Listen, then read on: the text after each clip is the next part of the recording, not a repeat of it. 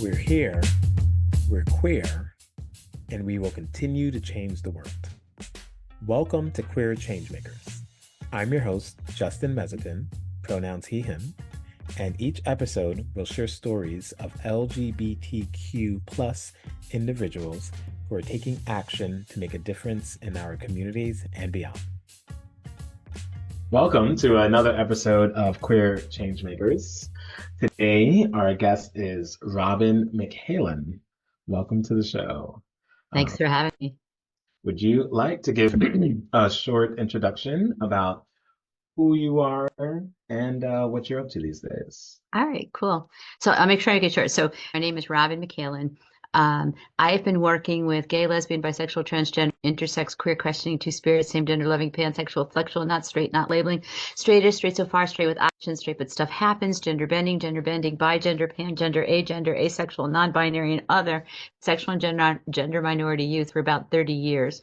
I started back in 1993 and running an organization in Connecticut called True Colors, and then retired from True Colors in 2020 after having run the organization for 26 years.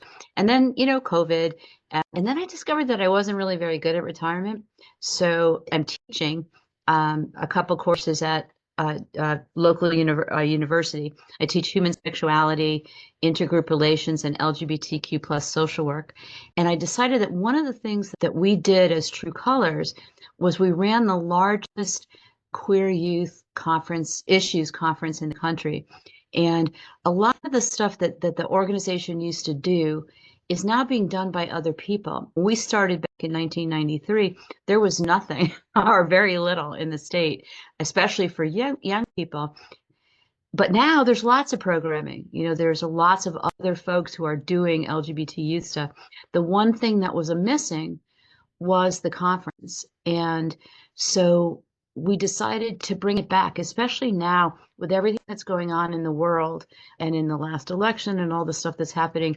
We decided that we really needed to bring that space for young people and people who care about them. I'm a social worker, so it's youth and everybody that's, everybody in their environment. So their families, their caregivers, their social workers, clinicians, doctors, all those folks, that there's educators, that there's all of those folks are coming together to build community, to learn from each other, and to create a space where everybody in that space is welcomed, valued, and affirmed.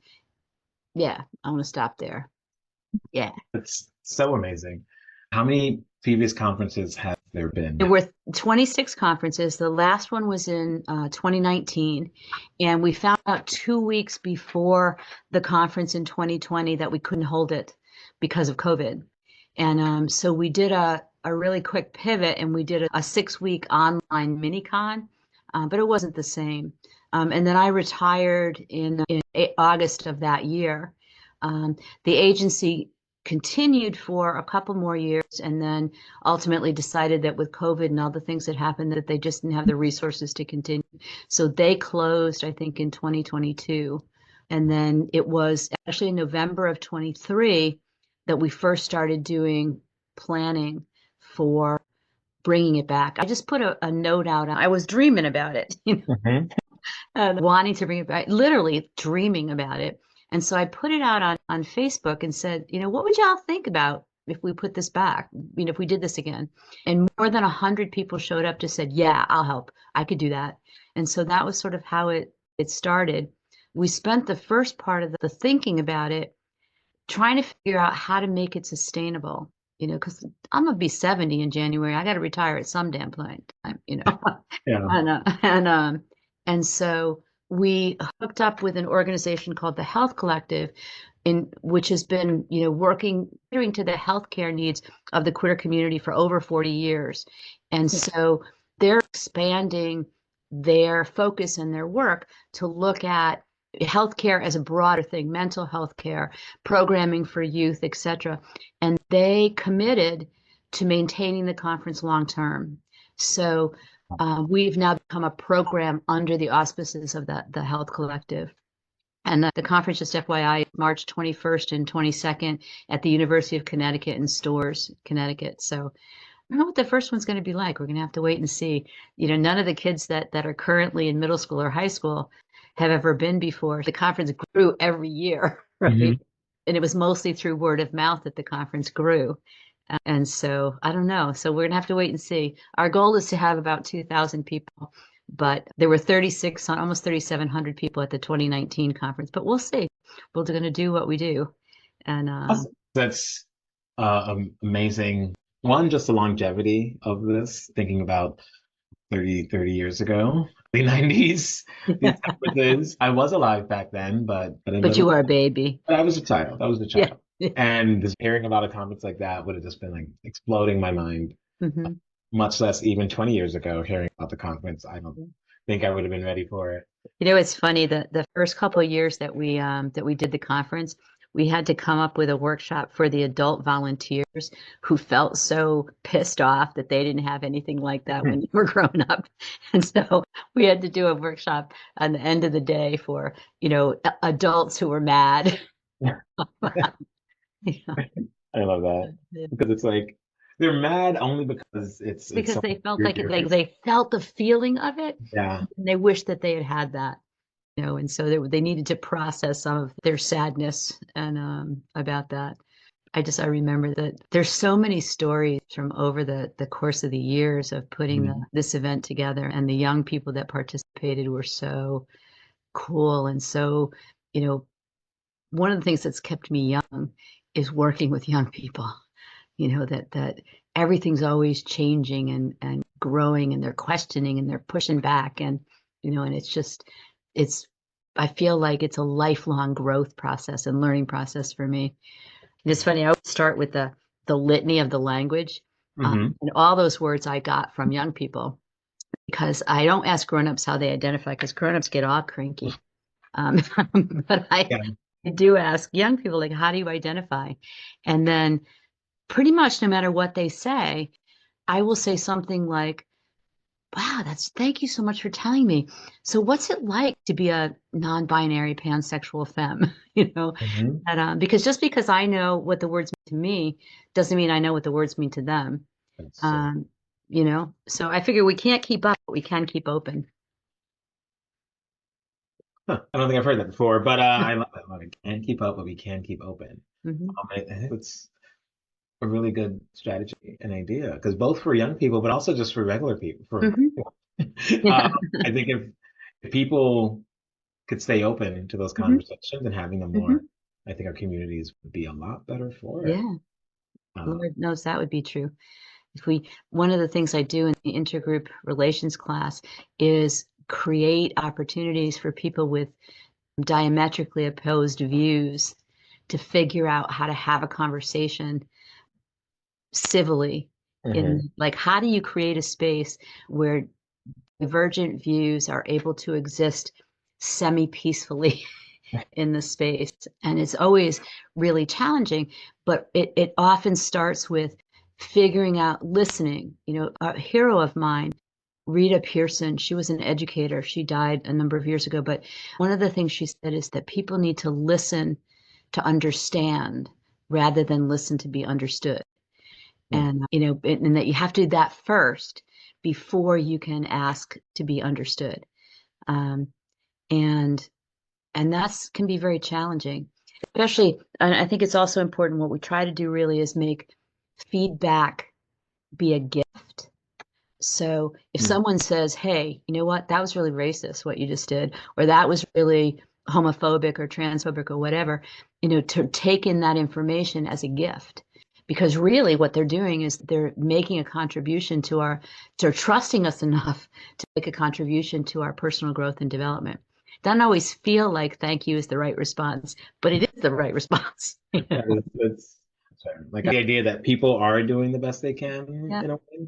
So like if the best someone does may come off as racist or homophobic, they can't do better until they have new information to be able to exactly know what better is. Exactly. Yeah, Maya Angelou said, do your best, but and then better, do better. Right. Yeah. And that's really like, you can't know what you don't know until you know it. But That doesn't mean we don't have to educate ourselves too. I mean, there's a basis, a basic That's level, that's right. you I know. think there's that basis, educating ourselves, and also being like open to Yeah, new yeah, things. So yeah. if something happens and you didn't learn about it yet, cool. There's a way to Oh, learn about be it now. humble and like real chat, and then Yeah, figure out ways to learn about it. Maybe you can ask someone or ask them for a reference of where you can go. yeah, yeah, Do you have time? yeah. I love that. I love that. Huh. Okay. Okay. So would you like to share a couple stories of how you've seen people, how this conference has like inspired other Mhm. people, or just a couple like interesting Mhm. moments, Yeah, especially going back to the 90s? I'm sure yeah. there's, So the first year, how this all came to be was that I was getting my master's in social work at University of Connecticut School of Social Work.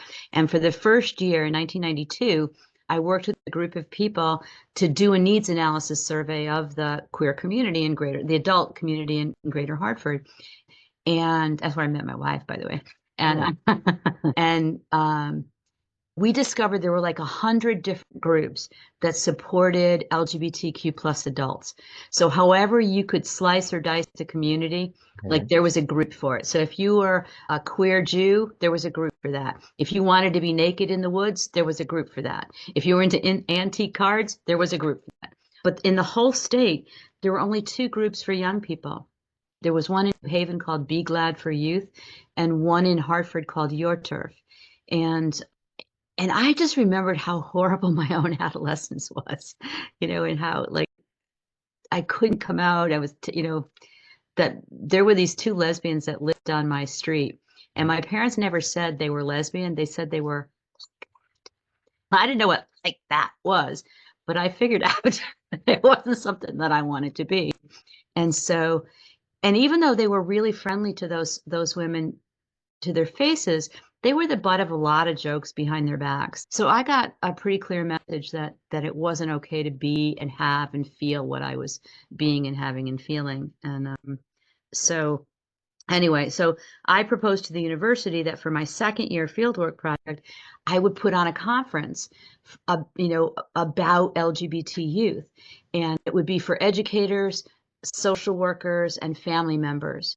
Um, and to educate people, and it was at the time it was called Children from the Shadows Huh. because where kids are always, and children because I thought I could get more funding if I reached out because teens didn't seem very fundable at the time. So children, and then we went from the shadows out of the shadows. So anyway, so we did that, and then about 2 or 3 months into the organizing project, I ran into a young person that I had worked with the year before, and I was telling him about it, and he goes, "Okay, sounds good, Robin, but where are the youth?" And I was like, "Oh, damn. Where are the youth?" Right? So we put together a youth track and recruited, I think there were about 12 or 15 young people that helped organize the youth track for the very first year of the conference. And I think that they and I were so transformed by the experience that we decided we needed to keep on going. All day long, they kept saying to me, this was supposed to be a one-time deal. Like I was working for the phone company at the time. This was not my this not my Yeah. thing. But it was so transformative to be a member of a majority community for the first time. To be in a space that felt safe for the first time. And then what happened was we did a dance. It was actually the first dance for queer youth in the state, and we did a dance that night after the conference. And there was a young boy that I had seen all day long at the event, and he was just like the whole day he was like, this is so great, right? And just like beaming. And so I saw him at the dance, and I went up to talk to him, and I said, I saw you all day. You were just so beaming that I just it was delightful to talk with you. I mean, to see you. And I said, but sometimes when you have an experience like this where you feel so, affirmed and valued, that when you go home, things can bubble up. Do you have somebody at home that you can talk to? And I swear it was like somebody let all the air out of his tires.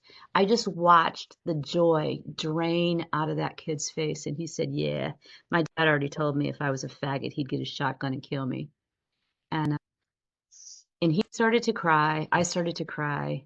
And, and then I just got really pissed off. Like, how dare they? How dare we live in a world that takes this beautiful human and sucks all the joy out of him? Like, no, that's not acceptable. So that was the moment when we said, okay, we're going to keep doing this. And for the first couple of years, the phone company was a co-sponsor. They just didn't know it. So, um, and and so we were all volunteer until about, I don't know, in the mid 90s, the Department of Public Health said, we have some extra money. Do you want it? We said yes. And so we incorporated, got our 501c3, and then the conference just began developing. And then over time, over the course of the years, True Colors just kept changing to add things that needed to happen. Yeah. Like, we created one of the first public-private partnerships between the Department of Children and Families and a private agency that was called the Safe Harbors Task Force. And it was focused on meeting the needs of LGBTQ plus youth in out-of-home care, because our kids had 7 times more placement than straight and cisgender kids. They were usually much more traumatized and had been much more harassed from many more different places in their lives. Their educational experiences were much more broken up because of the number of placements that they had. So we created a connection with them together with Lambda Legal, actually helped us really do that. And that was in 2001. And so True Colors and DCF had like a 25-year relationship working to create policies, to do, policies and practices and change, be more inclusive, recruit more foster parents, etc. And then when I left True Colors, I worked with them for 1 more year, and then they hired an internal person to do the work they should have been doing right along. So now they have an internal person to do the quality control for queer youth in the system. It's amazing. Yeah. I love it when people can see the value that something is giving and then figuring out, okay, how do we make sure it's sustainable and we can keep that going. Yeah, exactly. And I also want to go back to what you said about like conferences like these in these spaces where people can be like that kid, that child is like just happy and beaming all conference long. And I think sometimes that secondary part that, okay, how do we help people keep that experience when they leave? I don't have any answers at all. But I think having these communities and like what you were doing as well by saying we're bringing in the doctors, we're bringing in the teachers, we're bringing in all of the parts of the support systems that exist. Yeah, even clergy, yeah. That is a big one. Yeah. Over the years, some of my kids have said that the most soul wounding experiences they've had have been with Unaffirming Faith, where they have personally a powerful relationship with God and with their faith, and then their faith rejected them, and that was soul wounding for them. And so creating opportunities for young people to experience their spiritual selves and to identify spaces where that is welcomed, feels really important. Like my dad grew up Seventh-day Adventist. Yeah. And Yeah. because the church is so conservative and different from other churches, you feel like it's a smaller world and things that are good for others, no, but not for us. Yeah. And being able to bring all of those parts of ourselves and be affirmed in all of those parts. It's a challenge at times. Yeah, it definitely is. A lot of times there are a lot of either in queer spaces that are maybe anti-Christian in some ways or anti-religious just because of all of the past and present and that are out there. And having a space to be able to bring that out always helps touch people deeply. The other thing I think that's challenging sometimes around queer religious spaces is that a lot of the more mainstream affirming churches. So if you think about Unitarian Universalist and Congregationalist and some of those, they really tend to skew really white. And so when somebody is Black, brown, or Asian, or coming from, and I think a lot about the Black kids that I worked with, that when they grew up in the church was more than just a church. It was a community. And there was a culture that was very much a part of how it was and how it worked. And that when you go from this culture into this culture, it can feel really alien. That's why, do you know Bishop Flounder? Yeah. Yeah. And so one of the things I love about the work that she's doing is that she comes from a Pentecostal tradition in terms of the cultural norms, but she highlights the affirming portions of the Judeo-Christian text. And so she creates not just a spiritual home, but a cultural home for people who especially grew up in Black churches or Latino churches that were, where it was a cultural experience as well as a religious experience. I don't know. Does that make sense? Yeah, it makes a lot of sense because for Seventh-day Adventists, we do our things on Saturdays, like a Sabbath, Friday night, Saturdays. Even our church attendance is very different than other people. So people in high school like Friday night football games, but you have a whole different schedule than the rest of Yeah. So you have your own communities and your own cultural. So sometimes it's it's not just a faith thing, it's also a cultural experience, a community. Yeah. And being able to know that helps people identify, okay, here's all the different parts. Because I know first coming out, there were people like, oh, forget the Bible, forget God, go to this other church, you'll be good. And it's like, well, yeah, but it's not just, it's not just that. There's more. There's more. And sometimes I think that's always part of it. Like community is always part of the thing. Even like work, right? It's not just about the money. It's also who am I working with? How does it feel? How do we experience this together? Exactly. And same thing with like religion. And sometimes I look at things and I read stuff and see the history of how certain things have changed. And it's like religion has always been a community aspect. There's always been, even if there were ideas of rules, the rules came because it made sense for this community. Exactly. We forget that. And then when we try to just move people from here to here without considering all of that other piece parts, it's just not a good fit.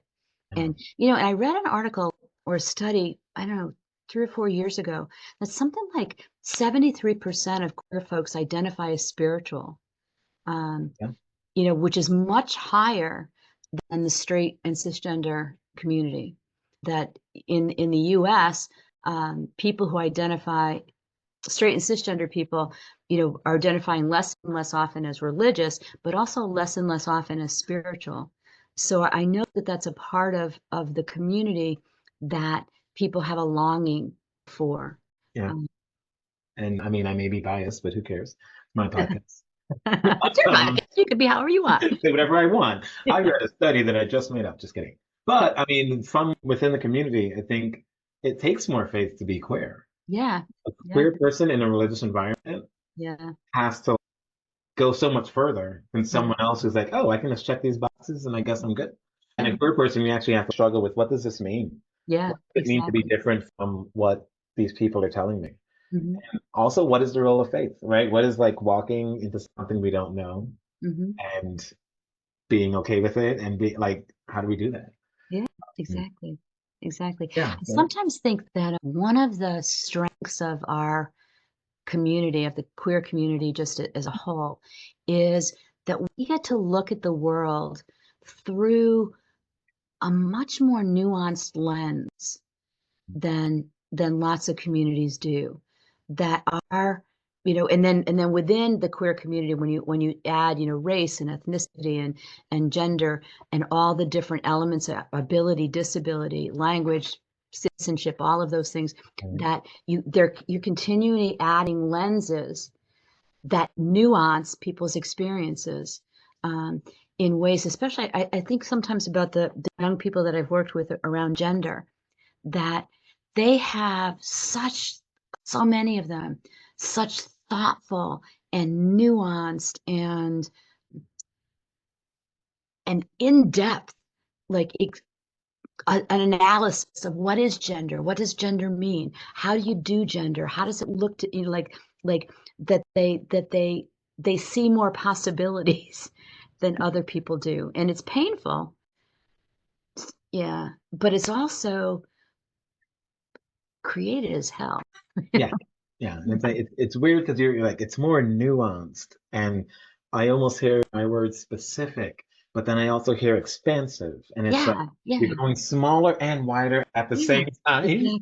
and Yeah, it's amazing, and I think that's part of that faith idea too. yeah, Or one of the things that queer people can do more than non-queer people is because we had to question the default of yeah, something, we yeah, had an answer that was better than default answer. yeah, We go, yeah, oh, I yeah. have to check this one box because that's the only way. And I'm like, well, But maybe we can not. write our own box, and these three words, or one word, or no words express like these are the best um, I can do. Back before marriage equality, I used to be Mhm. able to get out of this is terrible, but I used to be able to get out of jury duty every time I got called because I would write things like, it says marital status on there, Yeah. and I would like cross all those off, and I would write, in a long-term committed relationship with my wife, but you won't let me call her that because blah blah blah. And I would write this whole thing, and they would say, "Thanks for coming. Have a good day." And and then I guess sometimes society gets better, and now you have less Yeah. of a reason to not be jury duty. Yeah. Well, But yeah. I couldn't be in jury duty because I think the whole system is rigged. yeah, And and so I would be very, very hard pressed to find anyone guilty of anything. it, it makes sense. It's like, yep, not guilty. You haven't heard the case yet. I know. Yeah.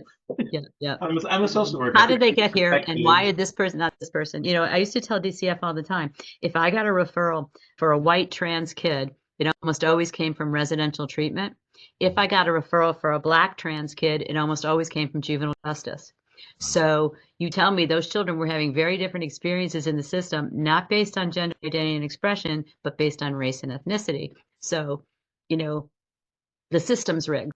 So, Yeah, yeah, and it's yeah. parts of the system are, yeah. Overall, so many of these issues are very systemic. So it's like Hmm.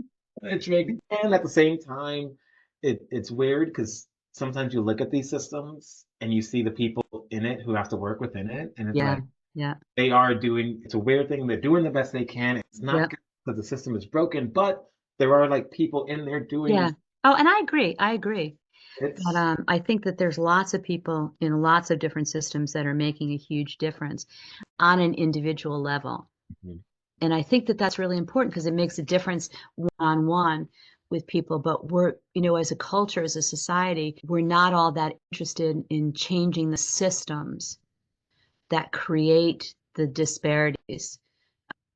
yeah. Yeah, there's not that much interest in actually doing any systemic work, and that the piece is, that piece is challenging, um, because I think you still have to do everything that you can do to make your individual difference and to work on policy and to do all the rest of the stuff. And there's a little bit, and maybe I'm just more jaded now because I've been doing it for so many years, but there's a part of it that's also a little bit of spitting in the wind. Yeah, it's You it's know, it's so hard, and it's a system that you yeah. can't. If something is like a Hmm. cruise ship, Hmm. you can't just turn around, Right. But on the and, other hand, and you you can't can even just come to the stop, right? conference. Like even Yep. the stopping is Yep. it's going to take you a whole long way just to stop. Yep.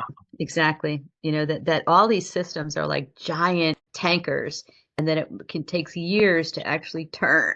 Mhm.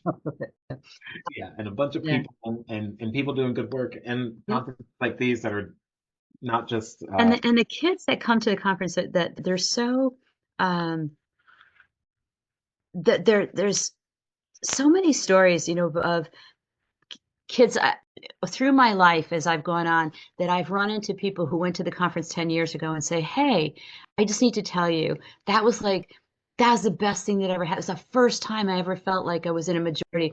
There's one person who's going to be presenting this year. He's an entertainment analyst or something. I don't remember what his actual title is, but his name is David Correa, and he works with NBC. And so I had reached out to him and said, might you be interested in participating in the conference? And he told me that when he was back in the 90s, Wow. before he was out, he came to the conference with a theater group that we had reached out to, and that he and his best friend, and they had been best friends for years, but they were not out to each other, came to the conference and suddenly had this, like experience of like, oh my God, you can be gay and it's okay. And the next year, when they came back, the person who was running the event, who was the person who ran the theater group, accidentally outed both of them. And she was wildly apologetic, and they were like, woohoo, free, free. And they were just so excited. And so he said really that was just it was a transformational period and experience in his life. And so he was so delighted to come back now as an adult, to be back in the space and to be on the other side of it. It's really kind of cool. I had a kid one time. There's so many funny little stories. Because one time, we a couple more. Yeah, I'll give you a couple. So one time, it was early on, a young person said to me, do you have any authority here? And I said, well, maybe a little. Yeah. What do you need? And she said, well, I met the love of my life, and she's going back to Maine tomorrow, and I'm never going to see her again. Is there a place where we can be alone? And I was like, baby, I feel you, but no. No. You're 13, no. And so they locked themselves in a bathroom stall. I was like, all right, baby. All right. Because the conference is drug, alcohol, and sex free. Not that they are free, but that we are free of them. Mm-hmm. And that the reason for that is that we're protecting the most vulnerable among the young people that are there. And sometimes young people forget that. But one of my other favorite ones was there were two young men, probably around 14, 15, and they found each other at the conference. And so they were all over the building, and they kept trying to get to some space where they could just sort of be alone and chat and maybe kiss a little bit. And so we were doing patrolling, and I kept running into them, and I was like, yeah, no, boys. And after like the second or third time, and they would move on, I thought, now that is a typical high school experience. That's what happens when you're early high school and the grown-ups are saying, no, no, no, no, no, But this is the first time that these queer kids got the opportunity to have a normal, totally normal high school experience, first love experience, where nobody was upset about who they loved, just that they had to be reined in about how they were loving in that moment. That's So I don't know, but I love it, because also like having that you said drug, alcohol, and sex free as a way to help also keep everyone safe, keep everyone on the same page, and being able to really work with youth in good ways. Yeah. And two things that really pop out is they were able to have such normal experiences, even with the queer umbrella. And the other part of just that feeling like they're in the majority. Mm-hmm. Yeah. And I always think that is the opposite of not feeling othered or not feeling different, but just this is us living life, and like we're all just normal in this space. Yeah, and you don't have to, normal doesn't mean the same. Part of our history as queer folks is that we are outlaws and outliers. That's part of our cultural role in the world, is to push the envelope and to create new ways of seeing things. There's a poet, G. Winston James. Do you know him? Off the top of my head. No, but he wrote a poem that's one of my favorites, and he talks about how the last line of the poem says, if we are not beautiful, then close down the world because you have put nothing beautiful in it. You should, I'm not doing him justice, because it's just an amazing poem. It's in a book called Freedom in This Village, 25 Years of Black Gay Men's Writing. And the book often automatically opens to that poem because I've used it so many times in so many different. But he says, I want to shatter the heavens with diamonds. And there's just so many.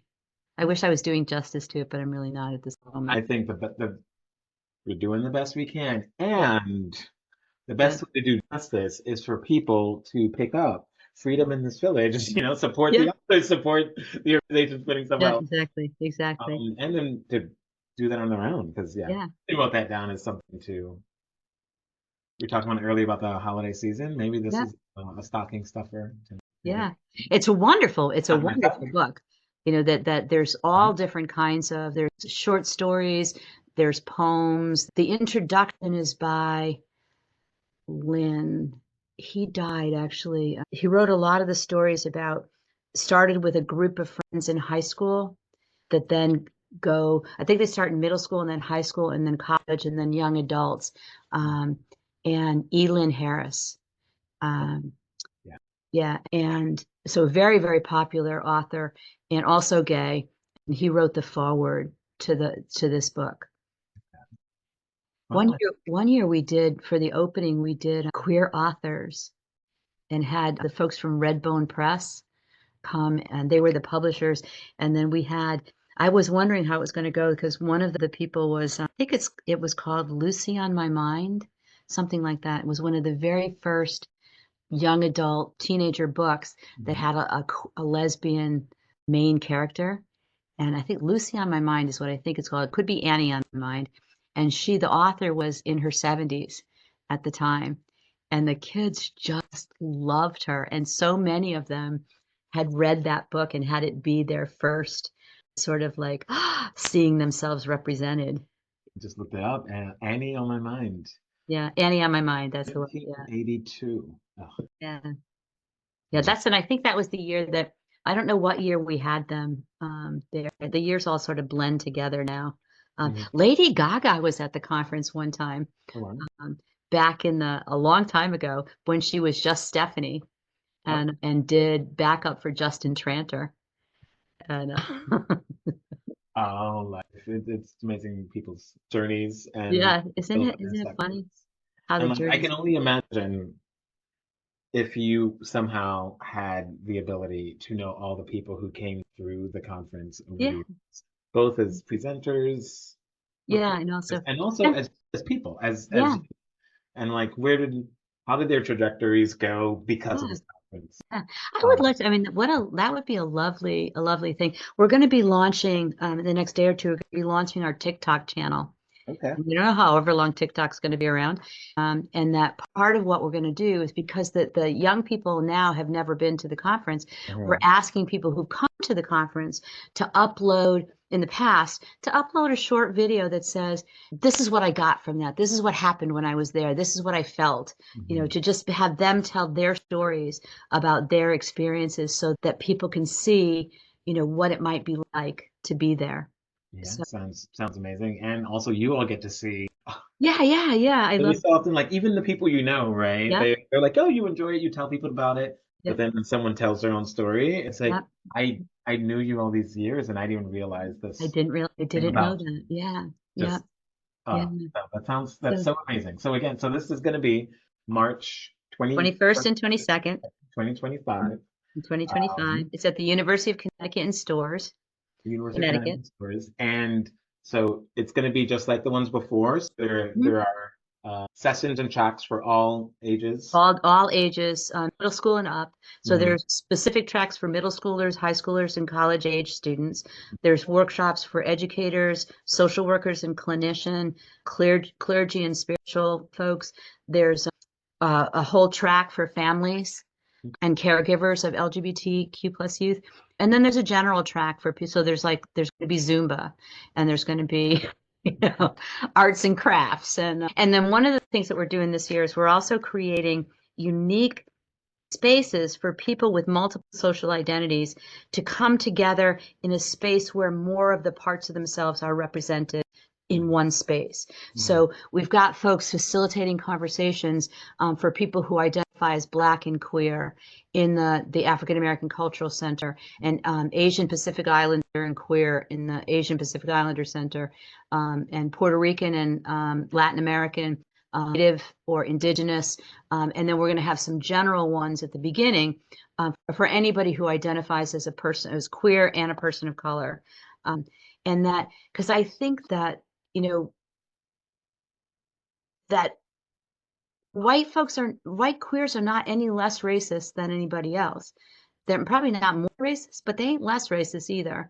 And so I want to make sure that when people come there, that they have a space where all the parts of them are going to be reflected all over the place. And they're going to see themselves reflected everywhere. They're going to see themselves in the presenters, in the people who are doing the keynotes, in the other participants who are there. And then to have a space that's sort of like a just us space. Yeah.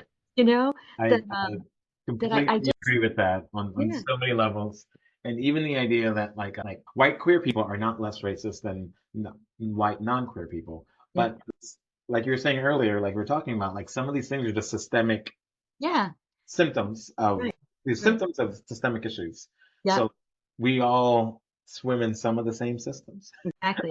You know, when the rain was coming, when the racist rain was coming down, we were all outside and none of us had an umbrella. Yeah. I forget who said that. Somebody said that. We're all affected by it on some level. Exactly. So there's and that. So and also being in those subgroups, there's just different experiences and different perspectives that it's nice to not have to super explain yourself. Or So it's and clearly not everybody's going to have all different experiences. It's not a homogeneous group at all. It's a very diverse group, but there's a whole bunch of things you're not going to have to explain, and a whole bunch of things that maybe, you know, a whole bunch of times that you're not going to maybe experience a microaggressive pushback or stuff, right? So that just feels like it's part of creating that sense of inclusion and safety. That is really what our goal is. And that ultimately we set the framework of, like, we're creating a world today that everybody wants to live in, right? A space where everyone is welcome, where everyone is valued, where everyone has value, and where everyone belongs. And that hopefully you'll learn some skills over the course of the day that will help you take that learning home so that you can begin to create those same spaces around you in the other parts of your life. I don't know if I can make it, but it sounds like a place that I would love to be. And I will definitely... you would be welcome. You could come as press for free. No, think about that. You may have touched on this earlier, but one of the questions I ask every guest is, as a member of our LGBTQ community, what is a vision you have for the next step? Or what would you like to see happen next for our greater? That's a great question. And here's how I think about that. Prior to marriage equality, there was a huge number of especially white queers who were very, very engaged in the movement, right? And, you know, prior to that, in previous years around HIV and AIDS, there were a huge number of people ACT UP and Queer Nation, and that were people that were focused on one particular slice of our whole identities. And then one of the things I saw happen in Connecticut, that maybe happened in other states as well, is that once marriage equality happened, people are like, okay, got mine, see ya, right? And what's happening now is that because of the current upcoming administration, that everybody is, that people are coming back into the game going like, okay, wait a minute now. Okay, so this is going to impact me now. And we have an opportunity as a energized group, community, to start from the beginning of it intersectionally. That says, so it's never going to be just about this. It's got to be about poverty. It's got to be about racism. It's got to be about immigration. It's got to be about people who are unsafely housed. You know, it's got to be about all of those things, because all of those things impact us as a community. We can't focus on one thing and then just, you know, it's not just my thing, it's our thing. Yeah, that's what I want. Yeah, and I see that as I do my own processing of this past November and what Mhm. that could potentially mean for the next four or however many years. Mhm. Because people who seem to be nominated into things and having power are more likely to have already had and continue to have anti-LGBTQ Mhm. words. We don't want to know how much is true and what they can implement. I do think that that is re-engaging some of Mhm. us. I think Mhm. sometimes when the person who looks at us like a person and like says nice things to us and about us, when they're in charge, it's easier for us to say, "Oh, they got this. Mhm. They'll figure it out." And they But when didn't. someone is so far away, Mhm. it can re-engage our community, and Mhm. that's something I love the vision of having a more expansive focus within our communities Mhm. and more engagement. And I look forward to the leaders who are in these different institutions who are Mhm. paying attention and can say, "You don't know about this issue, we do. Yeah. Here's how you can help. Here's what Yeah. we've already done. Here's the groundwork. Here's how you get engaged and learn what's real and how to talk, also how to talk about it with, as you were saying earlier, people who may be diametrically opposed. Mhm. I hear stories of people who talk about, oh, I don't want to go to Thanksgiving dinner because I'm going to have to talk with Mhm. this aunt or cousin or Mhm. whoever. Doesn't really happen in my family. But for people whose families are there, it's like, Yeah. Yeah. cool, go back, do your work, find out how to have that conversation Mhm. because if you don't have it with them, Listen. they're not gonna have it at all. Mhm. And I'm Exactly. like, I'm not gonna be able to have it. And even if I did, I don't know your family. That's right.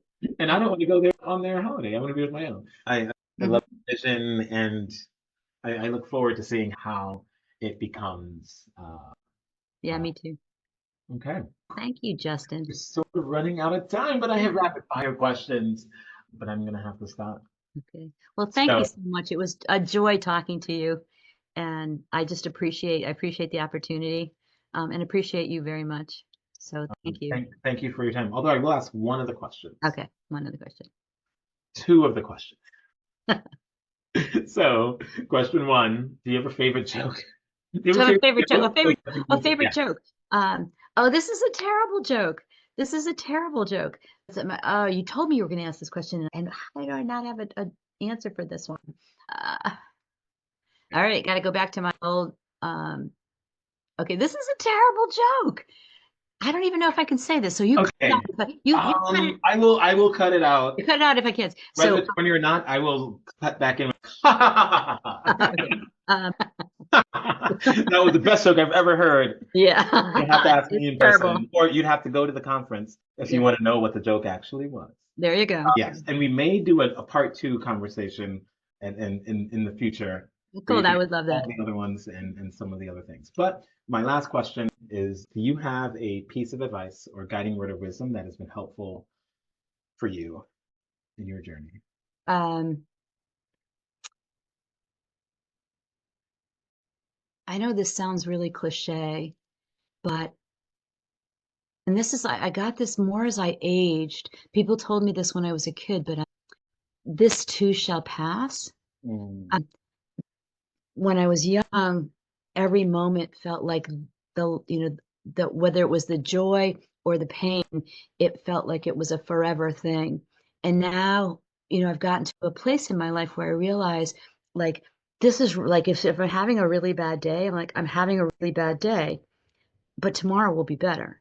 If not tomorrow, then the day after that will be better. And so this idea that hope is sustaining. mm, Yeah. I would say that hope, even if it doesn't feel hopeful at the moment, the idea that hope exists and that things can get better is something that I hold on to. I'd have to say that. all right. Well, thank you again for this conversation. Thank you. And that gives me hope for the future. And just like that conference is giving me hope for the future of the young people that attend and the people who create those situations. Thank you so much Thank you, for Justin. everything you've done. Right. Have a great rest of your day. Thank you for listening to this episode of Queer Changemakers. This is Justin, and I hope you are able to get some inspiration and maybe some ideas about how you can take action to create positive change in your life communities, and beyond. See you next time.